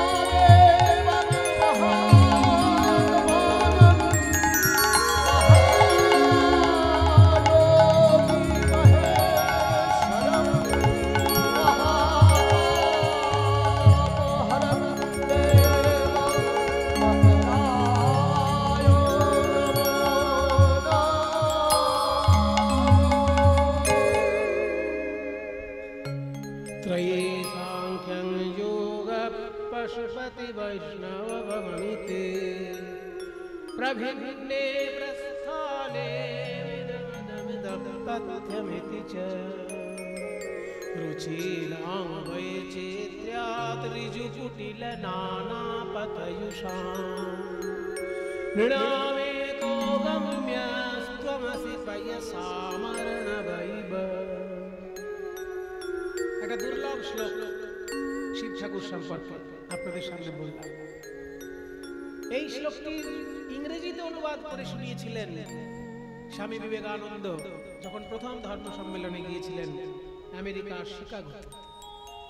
চিন্তা করুন, এই শ্লোকটার ট্রান্সলেশন ইংরেজদের কাছে শুনিয়েছিলেন স্বামী বিবেকানন্দ। বলছে ত্রয়ী সাংখ্যং যোগঃ পশুপতি मतंग वैष्णवमिति। ঈশ্বরকে আমরা নানা রূপে উপাসনা করি। ত্রয়ী মানে 3টে বেদ। ত্রয়ী তয়রা ফলা অন্ত্যেষ্টায় দীর্ঘে ত্রয়ী। এই ত্রয়ী মানে হচ্ছে তিনটে বেদ, অর্থাৎ ঋগ্বেদ, সামবেদ এবং যজুর্বেদ। অথর্ববেদটাকে ধরা হলো না, কারণ অথর্ববেদটার মধ্যে পরবর্তীকালে নানা রকম সংযোজন হয়েছে। খুব প্রাচীনকালে প্রথম দিকে অথর্ববেদ ছিল না, ঋগ সাম যজুটাই ছিল। তারপরে অথর্ববেদ আস্তে আস্তে সংযোজিত হতে শুরু হয়েছে। সেই জন্য অথর্ববেদ থেকে বাদ দিয়ে ত্রয়ী ধরা হয়েছে, ঋগ, সাম এবং যজু। একে ত্রয়ী বলা হয়। ত্রয়ী সাংখ্যং যোগ, সাংখ্য দর্শন। সেখানে বলছে সাংখ্য, যেখানে 24 তত্ত্ব নিয়ে আলোচনা করা হয়। 24 তত্ত্ব, ওই যে ক্ষিতীয় তেজুল, তারপরে চক্ষু কর্ণ নাসিকা জিহ্বা ত্বক মুখ পানি পাদ বায়ু উপস্থ রূপ রস গন্ধ স্পর্শ শব্দ, এই পর্যন্ত 20টা। তারপর হচ্ছে মন বুদ্ধি চিত্ত অহংকার। এই 24 তত্ত্ব নিয়ে যেখানে আলোচনা হয় একে বলে প্রকৃতি তত্ত্ব। আর এটা ছাড়া পুরুষ তত্ত্ব। এই 25টি তত্ত্ব নিয়ে যে দর্শনের আলোচনার বিষয়, যেহেতু 25টা সংখ্যা, ওই জন্য সাংখ্য দর্শন। হ্যাঁ, তাহলে ঋগ সাম যজু তিনটে বেদ নিয়ে আলোচনা করে যারা উপাসনা করেন যজ্ঞের মাধ্যমে, সেটা একটা পথ। 24 তত্ত্ব এবং আত্মা নিয়ে যারা আলোচনা করেন সেটা সাংখ্য পথ। যোগ দর্শনে যেখানে জীবাত্মা পরমাত্মা নিয়ে আলোচনা করেন সেটা যোগ পথ। ত্রয়ী সাংখ্যং যোগ। তারপর পশুপতি মাতাং বৈষ্ণবমিতে। পশুপতি মত মানে শিবের মত, এবং বৈষ্ণব মত। এই যে নানান মতে ঈশ্বরকে উপাসনা করা হচ্ছে, এগুলো কেন না প্রভিন্নে প্রস্থানে ইদমদমথমিতি চ। প্রভিন্নে প্রস্থানে, বিভিন্ন রকমের পথে ঈশ্বরকে নানা রকম ভাবে, যেমন বিভিন্ন রোগের বিভিন্ন ওষুধ হয়, তেমনি বিভিন্ন মানুষের বিভিন্ন উপাসনার পথ তৈরি হয়েছে। কেন না রুচিনাং বৈচিত্র্যা, রুচির বৈচিত্র্যের জন্য। কারোর সত্যগুণ ভালো লাগে, কারোর রজগুণ ভালো লাগে, কারোর তমগুণ ভালো লাগে। এই সত্য রজ তম 3 রকমের গুণের বৈচিত্র্য থাকার জন্য উপাসনার বৈচিত্র্য তৈরি হয়েছে। রুচিনাং বৈচিত্র্যা ঋজু কুটিল নানা পথযুষা। কারোর পথটা ঋজু আর কারোর পথটা কুটিল, মানে কারোর পথটা সোজা সরল আর কারোর পথটা আঁকা বাঁকা। যে যে পথেই যা, শেষকালে গিয়ে কোথায় মেশে? রুচিনাং বৈচিত্র্যাদ ঋজু কুটিল নানা পথযুষা। নৃণাম মানে এই সমস্ত মানুষের, কেউ সোজা পথে যাচ্ছে, কেউ বাঁকা পথে যাচ্ছে, কেউ যজ্ঞের পথে যাচ্ছে, কেউ সাংখ্যের পথে যাচ্ছে, কেউ যোগের পথে যাচ্ছে, কেউ পশুপতি শিবের পথে যাচ্ছে, কেউ বৈষ্ণব পথে যাচ্ছে। যে যে পথেই যাক, কোনোটা সোজা কোনোটা বাঁকা। নৃণাম সমস্ত মানুষের একো একমাত্র গম্য, গম্য মানে যাওয়ার শেষ ডেস্টিনেশন তুমি। নৃণামে গম্য ত্বমসি, তুমি হও। ত্বম অসি মানে তুমি হও, তুমিই হচ্ছ এই সমস্ত মানুষেরই লাস্ট ডেস্টিনেশন। যে পশুপতি শিবের পথ ধরেছে সেও তোমার কাছে যাচ্ছে, যে বৈষ্ণবের পথ ধরেছে সেও তোমার কাছে যাচ্ছে, যে যজ্ঞের পথে সাংখ্যের পথে যোগের পথে যে পথেই যাক, এক জায়গায় গিয়ে তোমার কাছে মিশছে। নৃণামে গম্যাস্তমসি। এবার উদাহরণ, লাস্টের উদাহরণ। এতক্ষণ বলা হলো সিদ্ধান্ত, এবার দৃষ্টান্ত। তমসি পয়সাম অর্ণবহিব। যেমন বিভিন্ন নদী উৎপত্তি স্থান বিভিন্ন জায়গায়, কিন্তু এসে মেশে সমুদ্রের সঙ্গে। গঙ্গা নদীর উৎপত্তি কোথায়? গঙ্গোত্রী। যমুনা নদীর উৎপত্তি কোথায়? যমুনোত্রী। তাহলে গঙ্গার উৎপত্তি গঙ্গোত্রী, যমুনার উৎপত্তি যমুনোত্রী, কিন্তু মিশছে কোথায়? সমুদ্রে। তাই নদীর বিভিন্ন জায়গায় উৎপত্তি হলেও কেউ সোজা পথে কেউ বাঁকা পথে, যে পথেই যাক সমুদ্রে শেষ। তেমনি হে ঈশ্বর, তুমি হচ্ছে সচ্চিদানন্দের সমুদ্র। তোমার কাছে কেউ শিবের পথে, কেউ বৈষ্ণব পথে, কেউ যোগের পথে, কেউ যজ্ঞের পথে, আর কেউ বা সাংখ্য দর্শনের পথে এসে মিশছে। এত সুন্দর বক্তব্যটি ইংরেজি ভাষায় তুলে ধরেছিলেন যেদিনকে সেই শিকাগো ধর্ম সম্মেলনে স্বামী বিবেকানন্দ গিয়েছিলেন। আরেকবার শ্লোকটা বলছি, ত্রয়ী সাংখ্যং যোগঃ পশুপতিমতং বৈষ্ণবমিতি প্রভিন্নে প্রস্থানে পরমিদমদপথ্যমিতি চ रुचिनां कुचित्रा ऋजुकुटिल नानापथजुषां रुचिनां वैचित्र्यात् ऋजुकुटिल नानापथजुषां नृणामेको गम्य स्तमसि पयसा मरणवैव। ॐ नमः शिवाय, ॐ नमः शिवाय,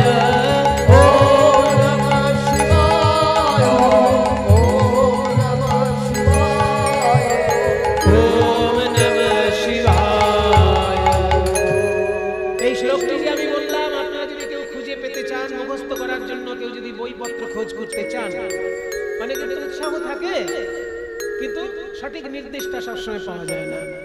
এইটা যদি কেউ খুঁজে পেতে চান, তাহলে কোথাও যদি আপনাদের পুরোহিত দর্পণ গ্রন্থ থাকে বা কোনো পূজার গ্রন্থ থাকে, শিব পূজার গ্রন্থ যদি থাকে বা স্তব স্তুতির কোনো গ্রন্থ যদি থাকে, সেখানে দেখবেন পুষ্পদন্ত মুনি রচিত শিব মহিম্না স্তোত্র। এই স্তোত্রটার নাম শিব মহিম্না স্তোত্রম, খুবই মূল্যবান স্তোত্র।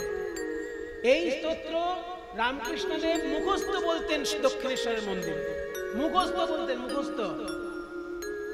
আর এমন উচ্চ ঈশ্বরে উচ্চারণ করতেন রামকৃষ্ণদেব দক্ষিণেশ্বর, ওই শিব, ওই যে 12টা শিব মন্দির আছে না গঙ্গার ধারে, দক্ষিণেশ্বরের যে 12টা শিব মন্দির, ওই মন্দিরগুলো রামকৃষ্ণদেব এমন উচ্চ ঈশ্বরে এই মন্ত্র বলতেন যে সারা দক্ষিণেশ্বর মন্দির একদম গম গম করত। যেমন গুরু তেমন তার শিষ্য। গুরু এই মন্ত্র পাঠ করছে দক্ষিণেশ্বরের শিব মন্দিরে, আর শিষ্য সেই মন্ত্র বয়ে নিয়ে গেল ইংরেজি ভাষায় অনুবাদ করে আমেরিকার ধর্ম সম্মেলনে। হ্যাঁ, তাই আপনারাও যদি খুঁজে কেউ মুখস্থ করতে চান, এই শ্লোকটি পাবেন।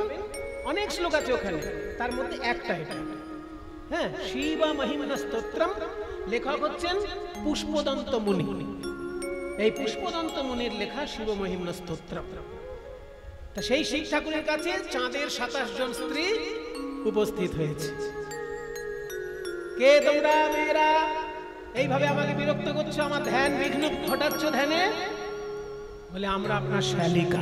হ্যাঁ, আমার শালি করতে গেল কেন? আপনার মনে নেই দক্ষ রাজার এক কন্যাকে আপনি বিয়ে করেছেন, তার নাম ছিল সতী। দক্ষ রাজার মেয়ে সতী ছিল না, তাকেই তো আপনি বিয়ে করেছিলেন। তারপরে দক্ষ রাজার এই 27টি মেয়েকে বিয়ে করেছিল চাঁদ। কাজেই আমরা হলাম চাঁদের স্ত্রী, আর আপনি, আপনার স্ত্রী হচ্ছে সতী। কাজেই আমরা আপনার শালিকা। ভালো কথা। তা কি জন্য এসেছো তোমরা? আর কি বলবো জামাইবাবু, ঘরের দুঃখের কথা তো বাইরের লোককে বলতে নেই। কি গৃহেষু দুশ্চরিতং চ, বলছে সব জিনিস সবাইকে বলবে না, ঘরের দুঃখের কথা ঘরের লোককে আগে বলবে, সমাধান না হলে তবে অন্য লোককে জানাবে। যদি ঘরে ঘরে সমাধান হয়ে যায় তো ভালো, তাই আগে আপনাকে জানাতে এসেছি। হ্যাঁ, কি হয়েছে দুঃখ? বলে আমরা 27 জন সুন্দরী স্ত্রী থাকা সত্ত্বেও চন্দ্র দেবতা বৃহস্পতির স্ত্রীর প্রতি আকৃষ্ট। তাই দয়া করে আপনি আমাদের রক্ষা করুন। আরে রক্ষাটা কি জন্য করব? শুনুন, বৃহস্পতি অভিশাপ দিয়েছে চন্দ্রদেবকে 16 দিনে শেষ হয়ে যাবে ক্ষয় হয়ে। 15 দিন ক্ষয় হয়ে গেছে, আর একদিন মাত্র বাকি আছে। ক্ষয় হলেই আমরা সবাই একসঙ্গে বিধবা হব। তাই আমার মতো জামাইবাবু থাকতে কে তোমাদের বেদবা করে? আমি দেখে নিচ্ছি। শোনো, ওই একখণ্ড চন্দ্র যে আছে না, ওই একখণ্ড চন্দ্রকে আমার জটার মধ্যে এনে লুকিয়ে রাখো। বৃহস্পতির অভিশাপ সব জায়গায় কাজ করবে, এই জটায় কারণ অভিশাপ কাজ করবে না। মন্ত্র দেওয়া আছে। এ হচ্ছে অভিশাপ প্রুফ জটা। যেমন ঘড়িতে যদি জল না ঢোকে কি বলে? ওয়াটার প্রুফ ঘড়ি। তেমনি এটা হচ্ছে ওয়াটার প্রুফ, মানে অভিশাপ প্রুফ জটা। অভিশাপ ঢুকবে না। বলে তাহলে এক খণ্ড চন্দ্রকে এনে যেই রেখে দিল, শিবের জটার মধ্যে চন্দ্র লুকিয়ে থাকলো, আকাশ হয়ে গেল অন্ধকার। পূর্ণিমার রাতে কি সুন্দর চাঁদ উঠতো, সবাই আলোতে দেখে চলতো, কিন্তু আকাশ এখনকার মতন তখন তো হতো না, শুধুই আলো, রোজ রাত্রে আলো দেখা যাবে। কিন্তু যখনই চাঁদ একেবারে বন্ধ হয়ে গেল আর চাঁদের আলো নেই, রাতের বেলা বৃহস্পতি হোঁচট খাচ্ছেন রাস্তায়, তখন মনে মনে ভাবছেন একটু অভিশাপটা গুরুতর হয়ে গেছে। একটু যদি বলে দিতাম যে কোথায় গেলে এই ক্ষয় রোগ দূর হয়ে যায়, সেই জায়গাটা হচ্ছে সোমতীর্থ, মানে দ্বাদশ জ্যোতির্লিঙ্গের প্রথম জ্যোতির্লিঙ্গ সোমনাথ মন্দির। ওই সোমনাথ মন্দিরের সামনে যে ত্রিবেণী সঙ্গম, সেটাকে বলে সোমতীর্থ। ওখানে স্নান করলে ক্ষয় রোগ দূর হয়ে যায়। এটা তো আর চাঁদকে বলে দেওয়া হয়নি, সেই জন্য রাতের বেলা অন্ধকার হোঁচট খাচ্ছে। আড়াল থেকে চাঁদের স্ত্রীগণ ওই কথাটা শুনে ফেলেছে, সোমতীর্থে স্নান করলে ক্ষয় রোগ দূর হয়। যেই না শুনে ফেলেছে, শিবের জটা থেকে ওই এক খণ্ড চাঁদকে এনে সোমতীর্থে স্নান করালেন, ওই ত্রিবেণী সঙ্গমে স্নান করালেন। আর 15 দিন ধরে যেমন চাঁদ ক্ষয় হয়ে গেছিল, আবার 15 দিন ধরে চাঁদ আস্তে আস্তে পূর্ণ হয়ে গেল। কিন্তু আশ্চর্য ব্যাপার, চাঁদের কিন্তু একটা খণ্ড ওই 15টি খণ্ডের সঙ্গে মিলিত হলো না। তখন সিদ্ধান্ত নেওয়া হলো যে এই 15 খণ্ডের চাঁদই আকাশে উঠবে, আর এক খণ্ড চাঁদ শিবের মাথাতেই থাকবে। আর যেহেতু গুরুদেবের অভিশাপ, বৃহস্পতি তো দেবগুরু, গুরুর অভিশাপ কখনো খণ্ডন হবে না। ওই জন্য হলো কি, 15 দিন অন্তর চাঁদের আলো ফিরে পায়, আবার আলো হারায়। 15 দিন ধরে চাঁদের আলো কমে যায়, 15 দিন ধরে চাঁদের আলো বেড়ে যায়। আর যখন আকাশের চাঁদের আলো কমে যায়, তখন শিবের মাথায় যে চাঁদটি আছে ওইখানে আলো বাড়তে থাকে। আবার যখন আকাশের চাঁদের আলো বেড়ে যায়, শিবের চাঁদের আলো আস্তে আস্তে কমতে থাকে। ওই জন্য 15 কলার চাঁদ আকাশে আর 1 কলা চাঁদ শিবের মাথায়। ওই জন্য তার শিবের নাম চন্দ্রমৌলি বা শশী ভূষণ, এগুলো শিব ঠাকুরের নাম। তো এই যে চাঁদকে এনে স্নান করানো হয়েছিল সোমতীর্থে, চাঁদের ক্ষয় রোগ দূর হয়ে গেছিল। তেমনি হে কৃষ্ণচন্দ্র, তুমি যদি এই দান ব্রত যজ্ঞ এই সোমতীর্থে গিয়ে করো, তোমার সারা জীবনের ত্রুটি বিচ্যুতি সব দূরীভূত হয়ে যাবে। নারদের কথা শুনি কহে দেবী চিন্তামণি, নিমন্ত্রণের ভার কে বালবে, নিমন্ত্রণের ভার কে বালবে, তা শুনি মোহন কয় কিবা চিন্তা দয়াময়, তা শুনি মোহন কয় কিবা চিন্তা দয়াময়, ওই দেবর শিরে ভার দেহ রে, ওই দেবর শিরে ভার দেহ রে। নিমন্ত্রণের দায়িত্ব যদি নারদ মুনি পায়, তাহলে যাদের নামে নিমন্ত্রণ হয়নি তারাও নিমন্ত্রণ পাবে, তাই না? ঝগড়া বাঁধানোর গোসাই। তাই দায়িত্বটা নারদ মুনিকেই দেওয়া ভালো। কেউ যদি বাকি থাকে সেও পেয়ে যাবে নিমন্ত্রণ। তাহলে চিঠিগুলো লিখবে কে? কৃষ্ণ লিখতে গিয়ে পারলেন না, দাদা গো আমি লিখতে পারছি না, কারণ সবার নামে চিঠি লেখার মতো ভাষা শিখেছি বটে, কিন্তু মা যাকে আমি এত ব্যথা দিয়েছি, সেই যশোদা মায়ের কাছে আমি কি করে লিখি? কোনো ভাষা খুঁজে পেলাম না দাদা, কোনো ভাষা খুঁজে পেলাম না দাদা, আমি কি বলে ক্ষমা চাইব, তার ভাষা